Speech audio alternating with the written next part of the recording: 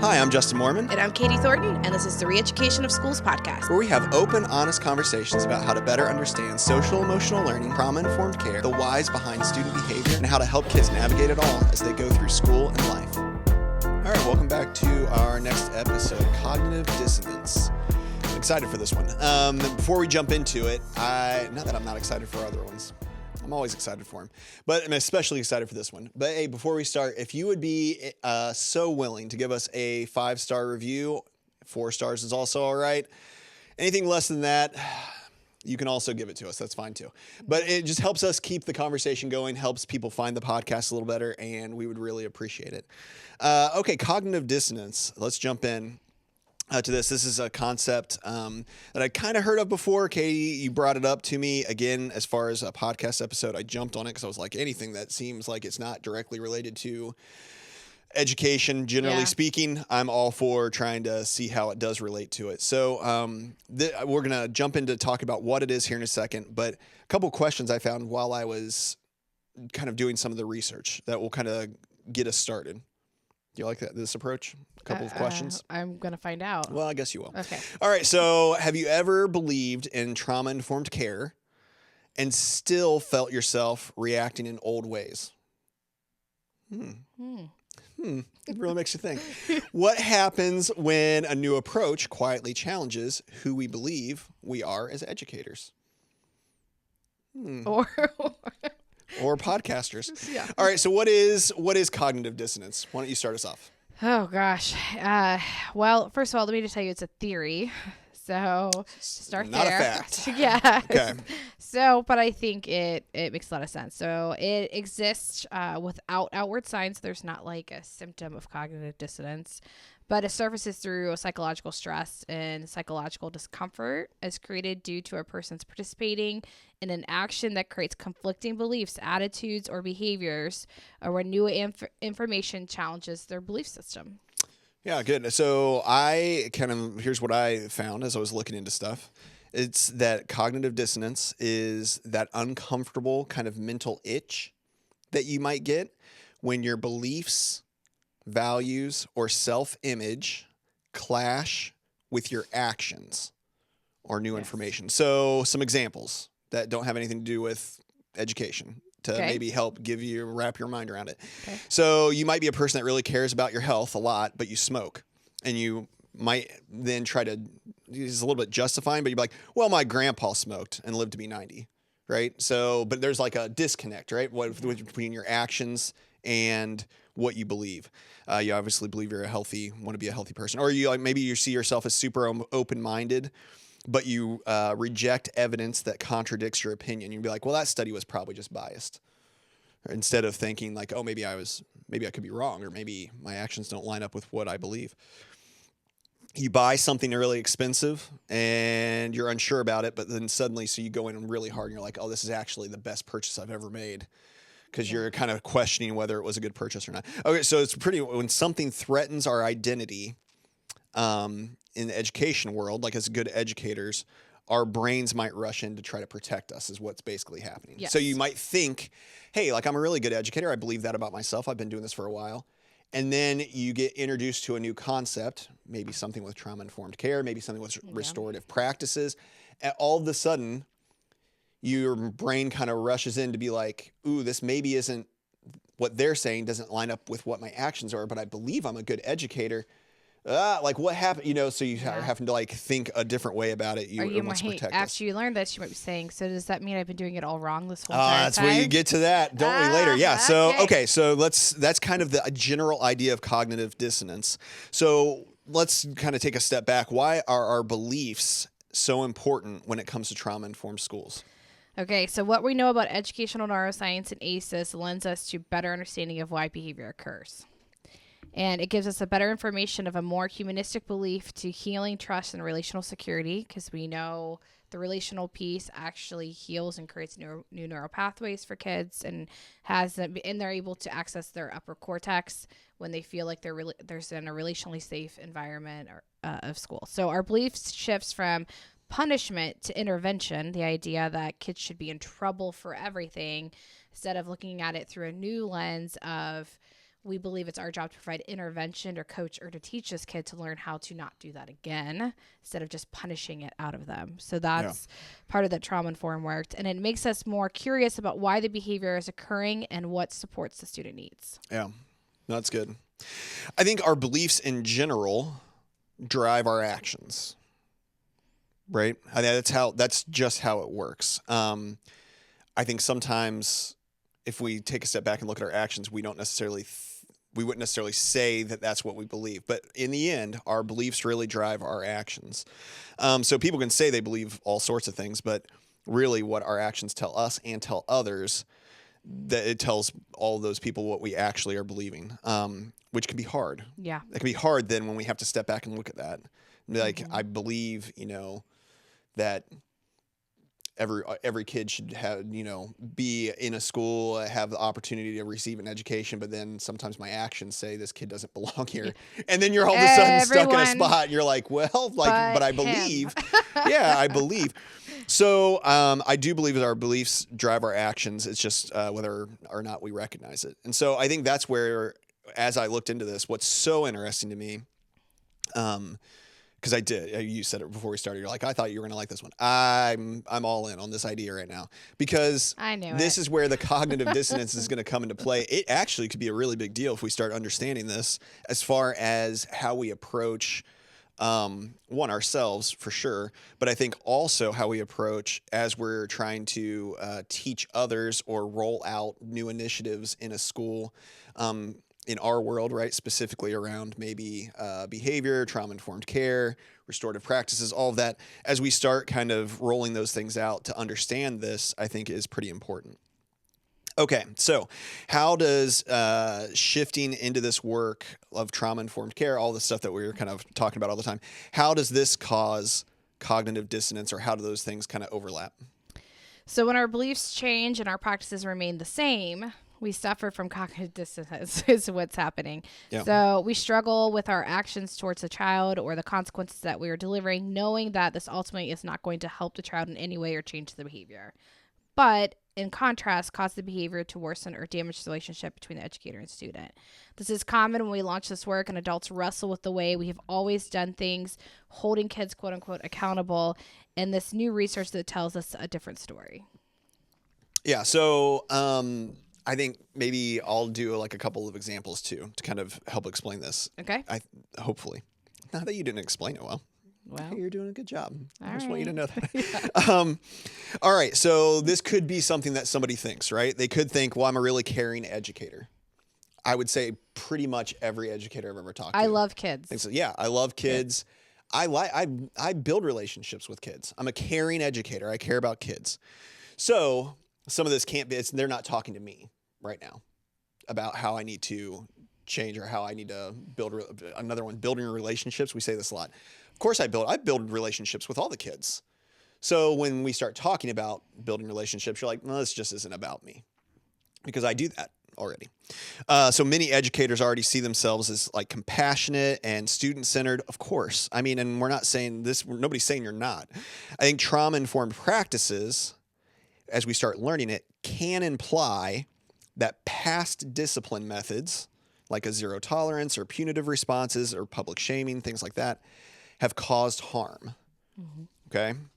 So, let me flip my page here. The belief is I care about kids and I help them succeed. The new information is, hey, actually some of the stuff that has been really common in schools actually maybe just re-traumatizes kids. To reduce the discomfort then that we're feeling, people might say things like, kids are just more sensitive now than what they used to be. They might just try to minimize the trauma's impact. Or they might say, that's how I was taught and I turned out just fine. Right? They might defend old practices. Yeah, their parents don't. This gentle parenting thing's not working out. Yeah, right. This is just another trend. And I'll tell you this. That's one of the first things I said years ago when I started hearing this. It was kind of a question I asked. Actually, I said, I just need to know before I start looking into all this more at the place I was at the time, is this actually something that's going to stay around, or is this something that I never hear about again in 3 years? Because I'm not going to devote a bunch of time to it if I'm never going to hear about it again in 3 years. Spoiler alert, it has stuck around, rightfully so. Yeah. So we can start hearing those kinds of things, or people might start feeling those kind of things, right? It's not that those people that are saying those things are feeling those things, or when I've said those things or felt those things, it's not that it doesn't make me a bad person. It just means that I'm struggling through this concept of cognitive dissonance, right? I think I've been doing it fine the whole time. I believed in what I was doing for years. Now somebody's telling me that maybe approaches that I was using are not great or that could be better. And that automatically to me is going to make me feel like, but I am a caring person and I was trying my best. Now it's almost hurtful to me to think, and Yeah. we've heard people say this. Absolutely. Like somebody in a meeting with us used the exact words. At one point, they were like, and it stuck with me. They're like, so I've been doing it wrong the whole time, is what you're telling me. And we were like, whoa, like, no, like, that's not what it means. But that's this concept coming into play. All right, so some other common ones maybe. Hey, this is just this is just some initiative. It'll be gone in 3 years. Talked about that. I already do all of this. All right, we hear that a lot with like relationship building. Yep. Like when we talk about like building a relationship, especially when we need to take the time to put in extra time when building a relationship with like the toughest students. And then we get a lot of, why build relationships with all my students? And I do the same thing with them. They just don't want to have a relationship with me or something like that. And you're like, actually, it just probably takes that particular student way longer. I know we've said this before, but like my own kids, you could be like, oh, so your name's John and you play baseball? That's cool. Like, when's your next game? What position do you play? And they're like, oh yeah, teacher loves me. And they're like all in. Some kids, it takes way more than that, right? It takes way more because their belief is, and what they've experienced in their life is, adults don't ultimately care about me. And they might say they do, but their actions prove otherwise. Yeah. So when we are telling people how to build relationships, every teacher out there is trying to build relationships. We get a lot of, I actually already do all this. Mm-hmm. You're like, really? Because you also were telling me how like you kicked out these 3 kids for whatever reason. You don't want them back. So I get it. But this is that idea of, that's why this comes up, is this idea, this concept of cognitive dissonance. It's not just because maybe that person's a jerk. It's because they're trying to reconcile, our brains are trying to reconcile, I believe this about myself. Now somebody's presenting different information, and it makes me think that maybe I was wrong the whole time or I was bad. So it's very jarring to us when we experience this. Yeah, I think it's hard too because none of us are ever perfect. I would say especially I try to be as steady as possible, but I was just sharing with Josh when he got here earlier, like I've been on one this week. And then it's hard to be reflective and know that, and that where there's a humanistic side of what we're doing, and that it's kind of admitting you're not perfect or haven't done something that's perfect, and understanding what some of the what we're hearing from people about the belief statements or what trauma-informed work is, and that looking at yourself and saying, especially if you're depending on your personality type, how hard some of this is, or self-admit, like, well, I was screaming at the kid the other day in the hallway, and I didn't take ownership of that, or I maybe wasn't as kind to a colleague as I should have been, or I snapped at my husband this morning. Those things, it's hard when you look at trauma-informed work, thinking about the imperfections that you've had through there. And so then we're wrestling with that all the time with the new ideas. So yeah. Okay. So one thing I think it's important to remember as we're talking about this, as we're going through, if you're out there rolling out trauma-informed work, we actually just did an episode on restorative practices, right? Let's say you're out, you're like, oh, we're going to start rolling out restorative practices in our school. And you're kind of starting that process. No matter what it is, it's important to remember that any resistance you're facing often isn't about the initiative. It's probably not about trauma-informed care, if that's what we're talking about. It's probably not about restorative practices. It's probably not about the new English curriculum, whatever we're reading. Yeah. It's actually about the threat that it poses to how people have survived in the system. So I thought that was a super interesting statement there. People have survived the classroom management, building management system. Yep. Or created their own. right? In very specific ways, historically, over the last however many years, again, there's a lot more shifts happening, but it doesn't take long in the past to look back to say the systems that helped people survive were things that were way more punitive. They were maybe zero tolerance kind of policies. They were, very punishment based or shaming based or things like that. And that wasn't because people were evil back then.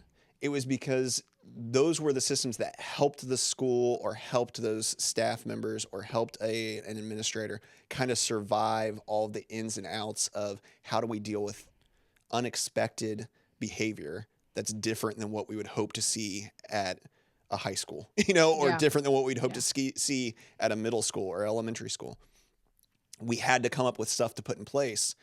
I think the zero tolerance policies is a great example of this. Everybody's kind of scrambling, like, what do we do in these situations as some of this stuff comes up?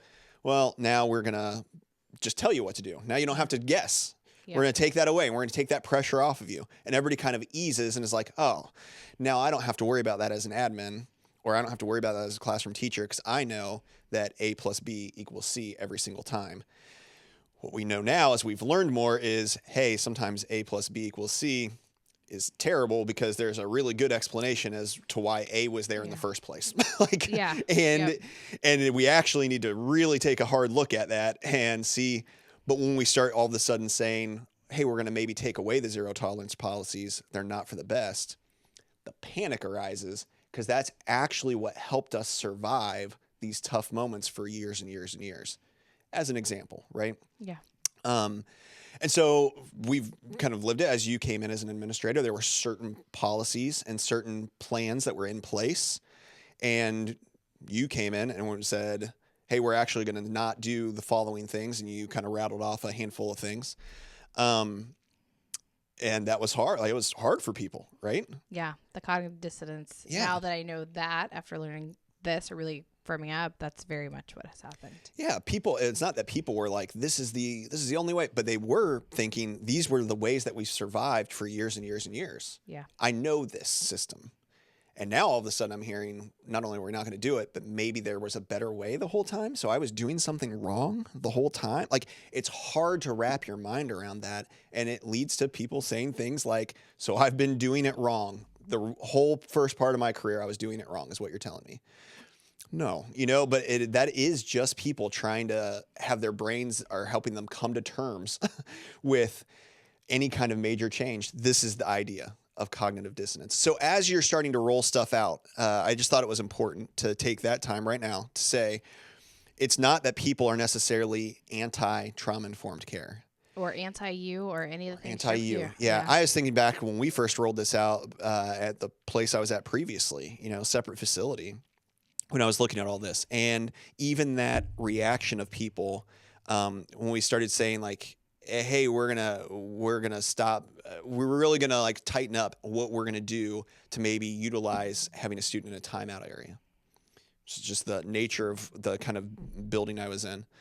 And we're really starting to push. We all have been saying for years, like, we're only touching somebody if it's the last resort, right? That's when we're touching it. Last resort, major safety concern. Wasn't maybe necessarily what was happening at that building at the time. And when somebody came in and said, we're really going to stick with that, man, looking back and knowing about cognitive dissonance a little bit more, watching people be like, that's how I survived in this system though. And I watch people have all kinds of reactions from, I'm going to keep doing exactly what I'm doing, to I'm going to let some really unsafe things happen that are actually physically unsafe to prove to you a point that my old way and the old way that we were doing it is the best way. And I'm going to just sit there and look at you and say, this is what you told me. This is what you told me to do. I can almost guarantee if you're an administrator out there, it doesn't matter who you are, you've seen somebody do this exact same thing. And you've had a staff member say the exact kind of same thing to you in some regard. Like the kind of passive aggressive, even if it's like a curriculum, we're rolling this out and this is supposed to be a new curriculum, it's supposed to help. I'll show you. This is exactly what you told me to do. You told me to follow this script and this curriculum, and now this is the result, and that's what you said. And so that's really this idea of cognitive dissonance coming into play, where now people are thinking, well, the whole way I did it and the whole way I survived before was this one way. Now somebody's telling me maybe there's a different way, or we're going to shift something. And instead of sucking that up somewhere inside of you and being like, because there were times that as I was learning things, I was like, feel like this is going to lead to problems. Maybe I'm wrong. I'm going to try it and let me see what I can do. And it is really kind of, to an extent, why we started this podcast a few years ago, right? Yes. Is because you had people saying one thing, which was fine. A lot of people that we were learning from saying something. But then I had learned, you had learned, like we had lived it a different way, where I'm like, yeah, like that's pretty much right. But how can this actually look in a school? Well, that's pretty much right. Like it's not a wrong concept. But let me tell you what I've found to actually make it work is this other little tweak. This is how it actually has to kind of work. There's a difference between theory and practice. And that's where we started with it all, because there were times that I was like, I don't know about this, but I am going to try. And I've maybe found like the exact way I was told was like, yeah, that's where I recognize this was said by somebody that's never worked inside of a school building. As I was like, I get it, but like you've obviously never been in a school building, but you're also not wrong. And so let me figure out like how I make that shift. So I just think that's important as you're out there rolling something out. If you're feeling resistance, if you're feeling stuck, if you're feeling like everybody hates you because you're the one saying something about all this, it's really, maybe it helps you. Yeah, maybe it helps you a little bit keep going when it's hard, knowing that it's not about you and it's not about the initiative of trauma-informed care or restorative practice or whatever. It's really this idea of people kind of trying to come to terms with who they are and what they believe in, and does their actions align with their practices. Okay, so that leads us right into this next section. How do we overcome or support each other when this is happening, when we're experiencing cognitive dissonance? Yeah, I think we did talk about the Enneagram. I think it's good to know Enneagram numbers and how people receive things. Yeah. I am a 3. I don't like criticism. I take feedback personally. Do you? No, I'm just kidding. So just know, I think it's good to be self-aware about that. I think it's good to surround yourself with people that are able to be supportive with you on those things. So if you're leading the work, I think it's good to be mindful about that. I think it's really important that we provide systems to keep us factual and accountable. I lean on, MTSS calls us to lean on data to make decisions and stop making things about feelings. So I think we go back to research, data, and the actual facts of what's going on, and the systems provide us forums to do that. That are community-wide. We have to offer safe forums to allow others to share their thinking, to talk through this and work through this process with them. You can't just say it at a staff meeting and say, now go do it. They're going to be talking about it.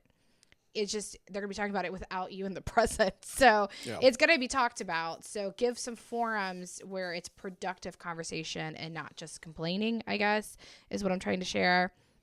So to help us work through our contradiction actions and beliefs, right? So we need to have some productive ways to do that. Continue to anchor back to what the research tells us. Holding each other accountable and working on general culture and climate changes are essential when taking on all this work. So think about that contingent positive regard. Make sure you're having time to get together that has nothing to do with this work. Yeah, sure. Like that's where those collective care events and those kind of things become kind of essential for survival. Because if it's every time you're getting together, we're talking about this thing that we're trying to shift and change, which is important to have those conversations, but you also need to set up some time where it's not about that and that we're working on relational currency with each other. Yeah, that's good. Some of the things I thought, one, when I get done with this list, if I forget to come back to PLC groups, remind me. Okay. Okay. Got it. Well, I think the first step is helping people take the time to actually talk and think or act or feel through what their beliefs really are. I think if we take the time to talk about that, we really find probably as educators in general, everybody has pretty similar beliefs about why they're there and what they believe about kids, what they believe about the students, what they believe about their work. And that's a good starting point to be able to have everybody help understand that we're all in the same boat and kind of believing the same things. Because, and I also think it helps, I think a lot of people don't walk around thinking about their beliefs very much. I don't think it's surprising me how many people don't reflect on, and it's partly a personality thing, right? Some people Yeah. are very future oriented. Some people are kind of living in the moment. Some people tend to be more reflective. All those are fine. I think you need all of those in any individual at at different times. But I think there are a lot of people walking around not knowing what they really believe at all. And they're just letting what their core beliefs are drive them without thinking through what they believe. And then purposefully acting based on their beliefs. Does that make sense? Yeah. I think some people would say, I believe this, but then if they're not really acting based on that. Yeah. Well, and I think part of what you're saying too, I think younger people are figuring that out, right? Yeah, that's true. Somebody told me once when I was in my 20s, just wait till you get to your 40s, you're like 100% confident on who you are, and it's just like you're different. operating on your belief system. Yeah. And then you kind of say whatever and get yourself in trouble. But yeah. Yeah, so I think if you don't know what you believe yet, it's pretty hard to know if you're contradicting your beliefs or not. Yeah, you're figuring that out. Right? Young teachers are. Okay, so then I think another thing we can do is really normalize discomfort in professional learning spaces. I think that's, you kind of referenced that in some of the providing a forum for people to talk and disagree and express themselves. I think we have to normalize that's discomfort or adds discomfort and is a not very comfortable situation. But that's okay, and it doesn't mean anybody's bad or wrong or anything like that. Which kind of leads into the next one, using curiosity instead of shame. I think wondering, like as we talk through stuff with people, especially with this work, like right with trauma-informed care, I keep saying restorative practices. We just did the episode on SY. I think when you're rolling some of this stuff out and you're maybe talking through a situation with a staff member after a big event, just even asking instead of being like, you were supposed to do this and you were supposed to do this. And we've talked about, as a school, this is what we do, is really walking through and asking questions, being a little bit more curious. Talk to me a little bit about how you were feeling when that student was doing that. Talk to me about what you were thinking maybe next, like what was going to be your next step? What was your hope, the way that you approached it? Because I believe you probably had a good positive hope out of it. Like, what was that? What you'll find is that you can probably just offer some like minor, really small shifts in somebody's thinking or actions that really can change how the outcomes maybe were. A lot of times it doesn't mean or doesn't take like a complete overhaul, like you're an awful person and we probably need to start looking at how to fire you. I mean, every now and again you might run into that situation, but I think overall what you're really going to find if you're being curious instead of shameful, even unintentionally shameful, I think what you're going to find is people only need like some minor shifts in their delivery or in their actions or in their thought process of how I thought about this situation or how I was thinking about this kid. That's true. Like the number of times that I think either of us have ever experienced like a conversation with somebody and they're like, I didn't really think about it quite like that. That's a good point. I think I'll shift how I do something moving forward. That kind of thing has happened so many times where somebody just needs a little bit of somebody being curious, understanding where they were coming from, and then offering like maybe a gentle nudge in a different direction. And I think that can make a big difference. Again, focusing on adult regulation, and support. I think that's important too. And then understanding like the regulation side of that. There are some people out there that would be like, the adult support means I do everything for them. That's not adult support. No. It can get you fired up real quick. Yeah. I can see it on your face. That's not support, right? That's just doing something for everybody. You're just trying to make something easier on yourself so you don't have to deal with the coaching and mentoring through a situation. Yeah. That's not good administration. That's just band-aiding a situation and burdening your culture and climate. Yeah. And what happens when you leave? Like that person's no better. Or what happens when that person leaves or and goes do you somewhere really want to set the improve. forum that you're doing this for 5 years or whatever for somebody? Like at some point you need your kids to get dressed, brush their teeth, and get ready for school without you doing it with them. You know what I mean? Absolutely. Like you've got to teach. Absolutely. And then I think embrace like a both and kind of mentality, right? Accountability and compassion. So this is like it's kind of the adult version of the warm demander that we talk about a lot, right? Hey, we can be very empathetic. We can be really understanding. We also have really high standards, right? If I had to say where I lean more, I mean, everybody's going to lean more one side. I lean on I can get frustrated when I'm like, but I have really high standards of the people I'm working with and around. And I have to really remind myself sometimes. Some weeks I have to remind myself of this a lot, where I'm like, yeah, but I also have to land in a spot, that is that is much more compassionate. And that's not where I'm leaning right now, naturally, but I need to because there's an understanding there. Katie's never seen me need to do that before. Never. So that's important. That's an important thing to do. So as you're working with potentially staff members, if you're an administrator out there, remember it has to be both of those things: high accountability, high expectations, but you're also being compassionate, empathetic, all of those things. I think those are all just important. I think that's all important stuff as we're going. So, and then I was going to say PLC groups. Yes. Were you going to remind me of that? It was just ready to Well, you probably were going to forget it. So I did remember it, though, when I looked over at you. I think that part of this, part of what can help is having people in place that are aware of the direction maybe this kind of work is going, trauma-informed care, the restorative practices, all the things, the neuroscience, kind of understanding that. Having some kind of system in place where you're having those people be able to be a part of conversations that are more natural, more just grouped up. So we have the PLC groups. We meet once a month, right? Ultimately in those groups. The number of times that we've had guiding questions and we have guiding like conversation topics in those, but the number of times that we've talked about something else in those groups that doesn't have to do with what the topic was, but that has ultimately been super helpful as far as like mindset shifts or ways of thinking, not even just with trauma-informed care or anything.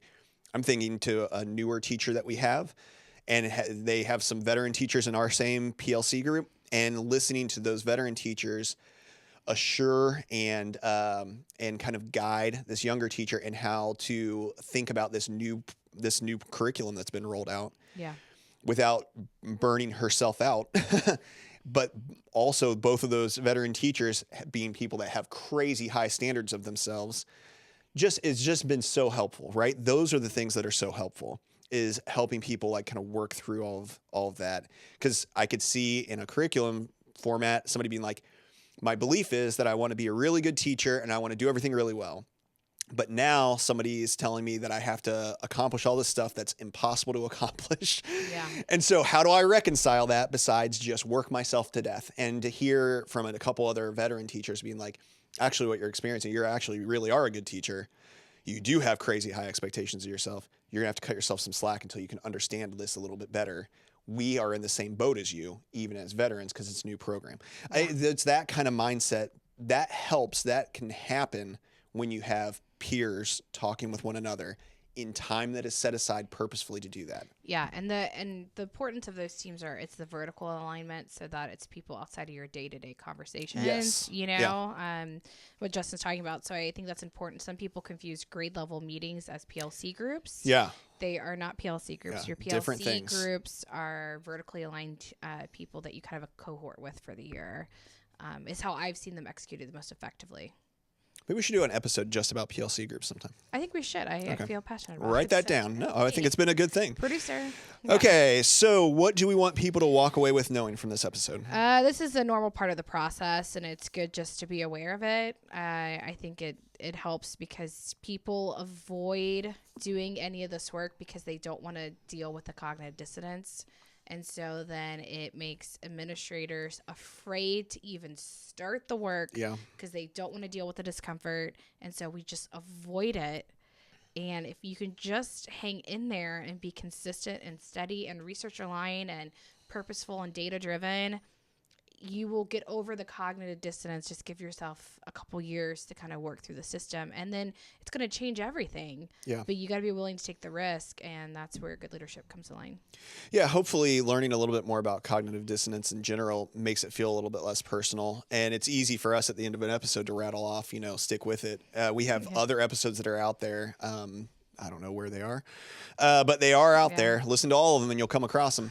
But and then leave us a review. But where we've talked about like why this work is hard and what to do to set up yourself for success to be able to make it through the really tough, or especially the really tough early times. We have episodes out there where that's discussed. Go find those, I think, for sure, and listen to those because I think that's important. Because it's, again, we aren't just flippantly saying, just stick with it, because it's crazy hard to stick with it sometimes because there's stuff comes up that's difficult. But hopefully this at least gives you some kind of understanding as to why some of the responses are, what they are as you're starting this workout. Okay, so for me, trauma-informed work doesn't just add strategies or anything like that. It's really just a mindset shift overall. And so knowing that hopefully helps you understand that this cognitive dissonance, this idea of that, is going to come into play way more. Because what we're not doing is just giving people strategies. We're asking their mind to change. And we've said this plenty of times too. It's changing how people see and hear and understand what students are doing and what other adults are doing as well. And that's a big ask.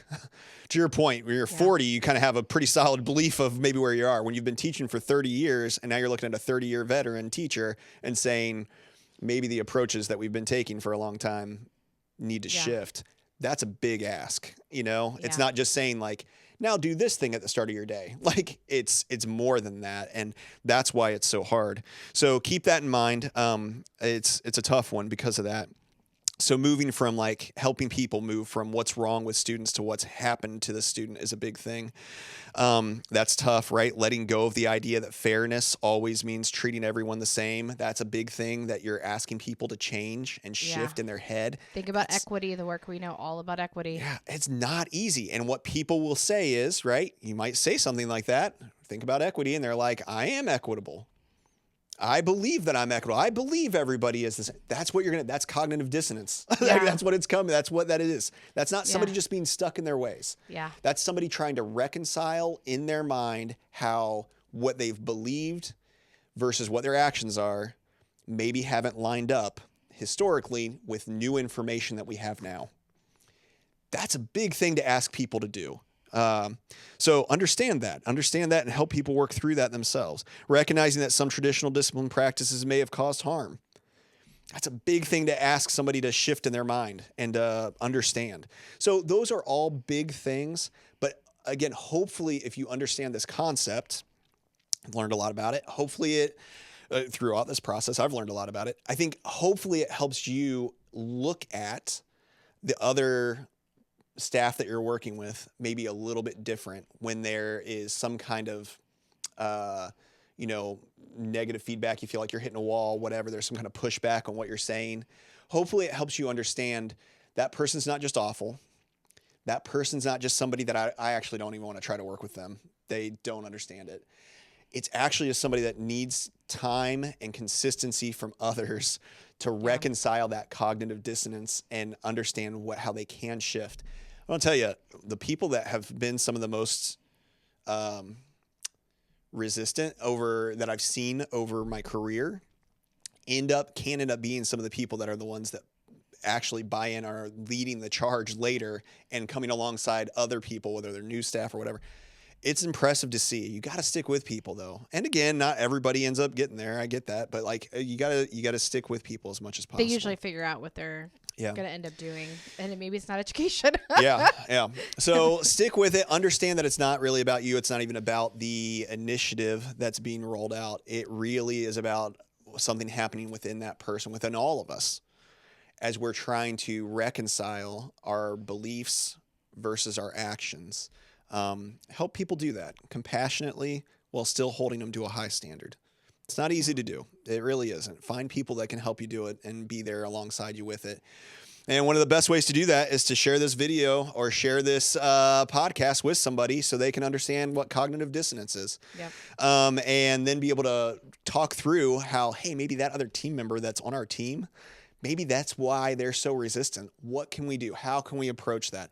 I think that's a great way to kind of get that conversation going. If you're out there and you're struggling a little bit, or you're in a building that's trying to roll some of this out, you're a teacher and you know the admin in your building struggling with it, man, pass this episode on to them. Be like, hey, actually, I think this is maybe why. Let's stick with it. Let's stay strong. Let's stick with it and let's help people along. It's not us versus them, right? It's us alongside them. How can we help them? Whatever way you want to use it. We basically, if you haven't picked up on it, we want you to share this. We want you to share this podcast with somebody. So go ahead and do that. Leave us a review. We'd love both of those things. And let's go out there and do the work. Let's go do it.